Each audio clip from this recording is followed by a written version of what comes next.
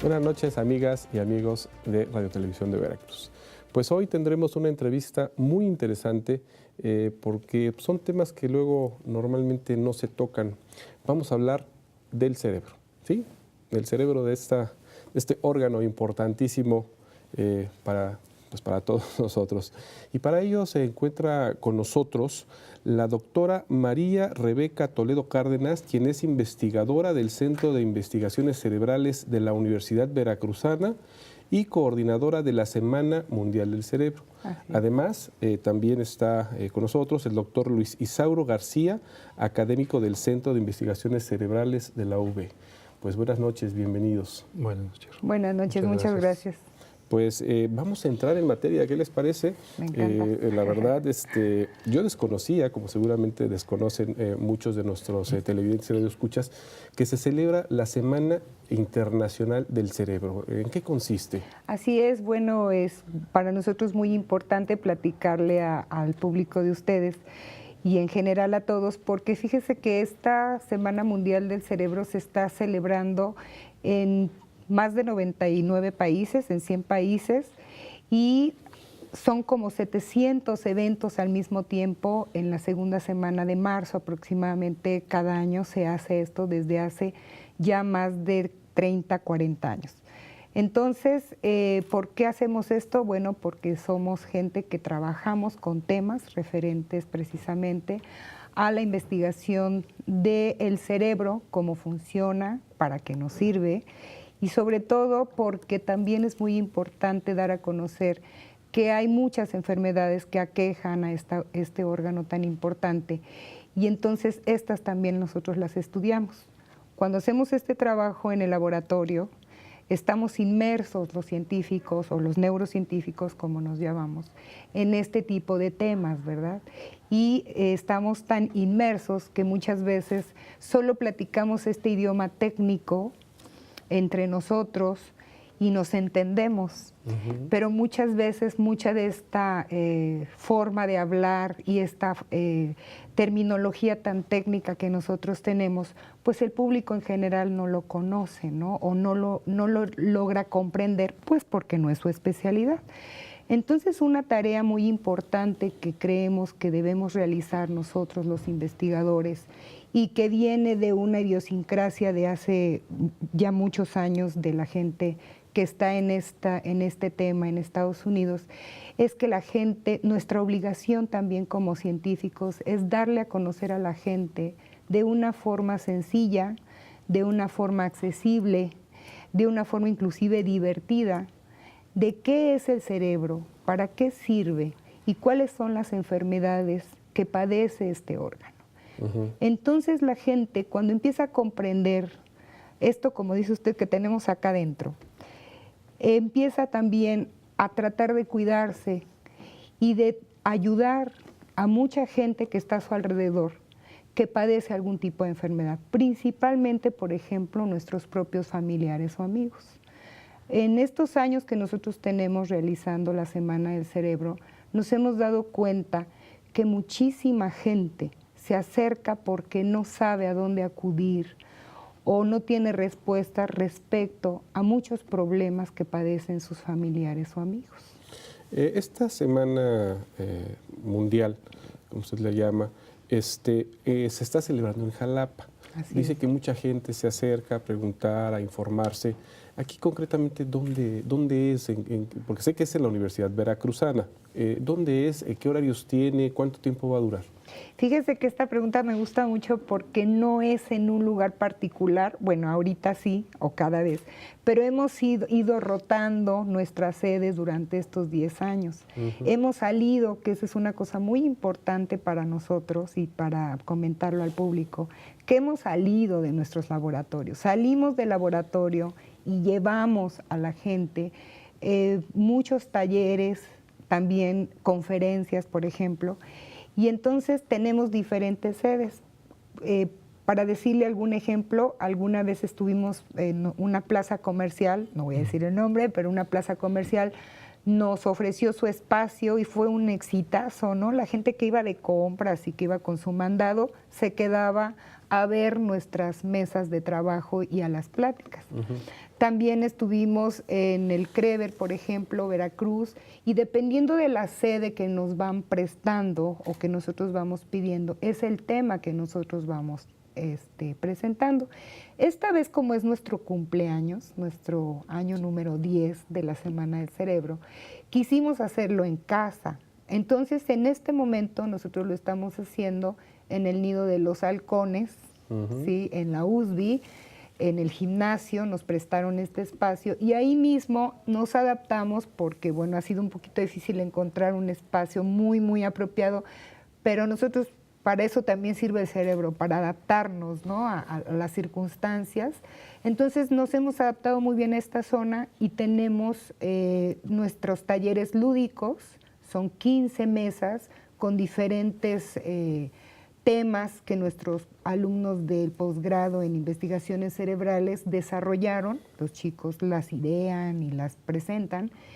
Y además son conferencias con especialistas después de estos talleres lúdicos. Son de 10 de la mañana a 2 de la tarde, 2:30 más o menos. Muy bien. Todos los días. Perfecto. A ver, hay una etapa durante la pubertad en la que el cuerpo y la mente sufren muchas transformaciones. Y no se está exento de sufrir estrés. ¿Cómo afecta este tipo de enfermedades o cómo desafía a la mente hacia la edad adulta en su crecimiento, en su desarrollo? ¿Podrían explicarnos un poquito este tema? Fíjese que hay un principio biológico muy importante que debemos de comprender como seres humanos y como animales que también somos dentro de la escala evolutiva. Y es que el estrés es necesario. A veces satanizamos mucho este problema del estrés, ¿no? El estrés es malo, el estrés es malo. El estrés, como todo dentro de lo que es la biología y la fisiología de un individuo, tiene una función. Tiene una función que sirve para muchas cosas importantes. Este estrés, que es natural, que ayuda, nos va a ayudar en muchos casos, por ejemplo, cuando estamos en una situación de peligro, por ejemplo, el cuerpo tiende a reaccionar ante esta situación y este estrés agudo nos va a servir para huir o para protegernos de este peligro. Entonces hay un estrés que es necesario. El estrés, por ejemplo, cuando una madre escucha a su hijo que está llorando porque tiene hambre, una madre que está amamantando, por ejemplo, causa un estrés, pero no es un estrés que haga daño, es una alerta más que nada. Sin embargo, hay otro tipo de estrés que es el estrés crónico. Y ese estrés, efectivamente, ese estrés es el que hace daño, el que si estamos sometidos todo el tiempo a un mismo tipo de estrés, a un mismo tipo de daño hacia nuestro organismo por una circunstancia determinada, va a terminar teniendo un problema el individuo. Desde la etapa, inclusive desde los niños, los jóvenes y los adultos. Y todos, dependiendo de la etapa donde estemos, vamos a tener diferentes estresores que van a estar causando un problema. El adolescente está muy preocupado por estar bien con su grupo social de amigos, por ejemplo, todo el tiempo, y hay una presión muy fuerte para ellos en el sentido de que se les dice los famosos cuates, ¿no? Oye, pues échate el cigarro, vamos a tomar, no te dejan en tu casa. Y están sometidos todo el tiempo a este tipo de presión y llega un momento en que ceden por el estrés y por el miedo a no encajar con sus amigos, por ejemplo, y entonces pueden caer en problemas de adicciones, por ejemplo. El no tener una alimentación adecuada, de que se van muy temprano a la escuela, se van corriendo, etcétera, también puede provocar un tipo de problema. Pero entonces sí incide en el desarrollo cerebral. Sí, definitivamente. Okay. Para el joven y para el niño incide definitivamente este estrés crónico del que yo le estoy hablando. Perfecto. Precisamente en ese sentido, doctor Luis, comentábamos, ¿por qué no nos, ahondando un poquito en este tipo de problemas que se pueden generar, cuáles son las principales enfermedades neurodegenerativas que están afectando, ya hablando un poquito aquí en la aldea, en Veracruz, a nuestra población? Bueno, tenemos una diversidad de enfermedades que afectan a la población veracruzana. Las más comunes, las más conocidas, Parkinson, Alzheimer.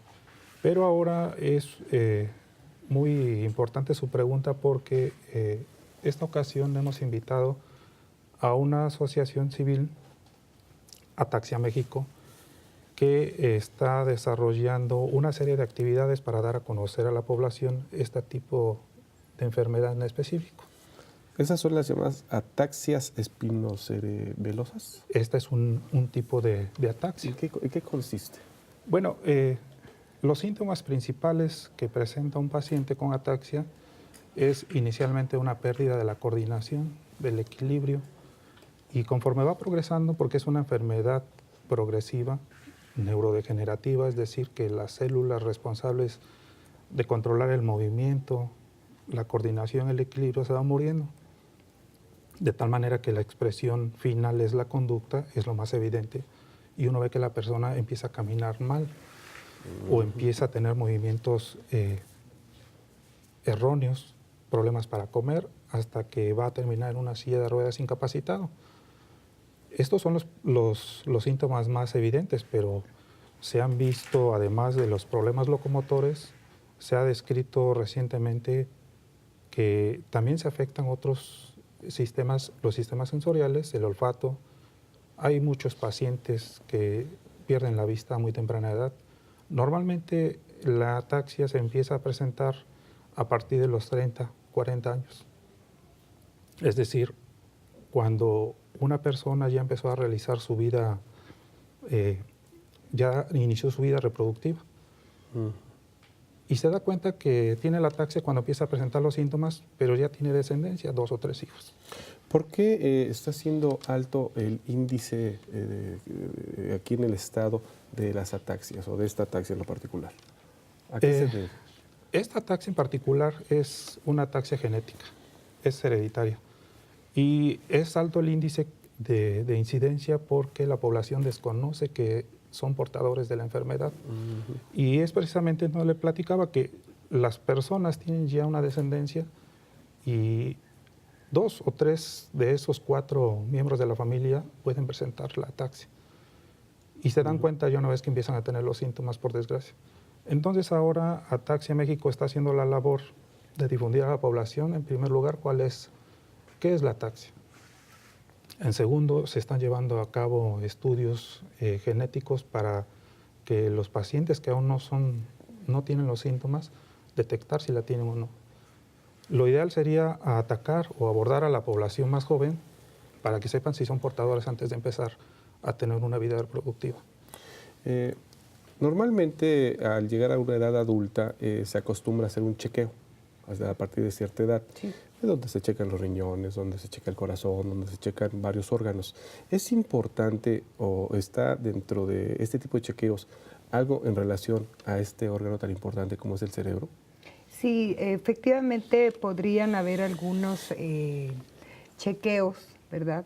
Pero básicamente, ¿qué podrían decirnos, no? ¿Qué es lo que está pasando en un cerebro? Si está sano o está propenso a.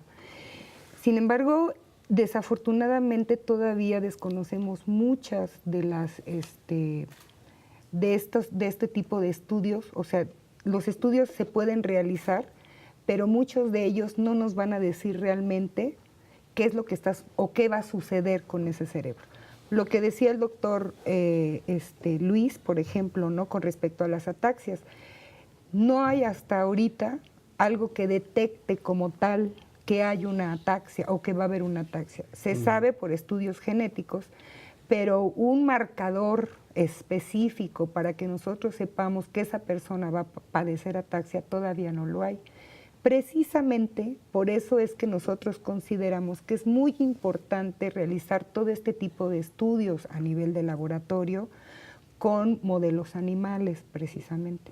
Entonces, nuestros modelos animales nos van a ayudar a ir contestando preguntas que son muy específicas respecto a la problemática X, no nada más de ataxias, puede ser de cualquier otro tipo de enfermedad del cerebro.